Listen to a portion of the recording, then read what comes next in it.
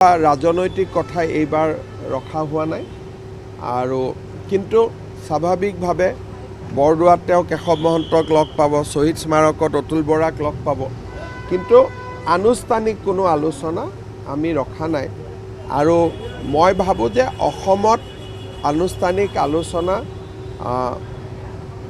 বুজাবুজিৰ অভাৱ হ'লেহে গৃহমন্ত্ৰীৰ পৰ্যায়ত যাব। আদাৰৱাইজ আমি নিজৰ ভিতৰতে চেছ কৰি লৈ তাত অনুমোদনৰ কাৰণে পঠালেও হ'ব, কিন্তু যদি বুজাবুজিৰ অভাৱ থাকে ডেফিনেটলি গৃহমন্ত্ৰী ডাঙৰীয়াই হস্তক্ষেপ কৰিব।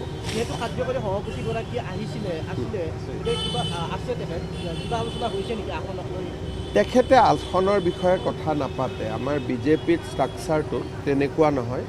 আসনৰ বিষয়ে কথা দিলীপ শইকীয়া আৰু ময়ে পাতিম।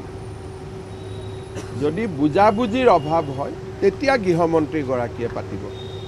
বাকীসকলে তেওঁলোকে আমাৰ সংগঠন কেনেকৈ শক্তিশালী কৰিব পাৰি তাৰ বিষয়ে তেওঁলোকে আমাক মাৰ্গদৰ্শন কৰে আৰু যোৱাকালি তেখেত আহিছিলে, গধূলি গুচিও তেওঁ ইতিমধ্যে দিল্লীলৈকে গুচিও গৈছে। তেওঁৰ প্ৰথম ভ্ৰমণ আছিল।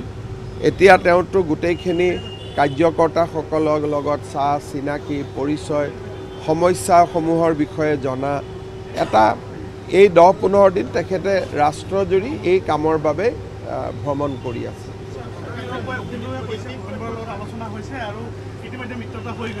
আমি অজস্ৰ শুভকামনা জনাইছোঁ। Best of luck.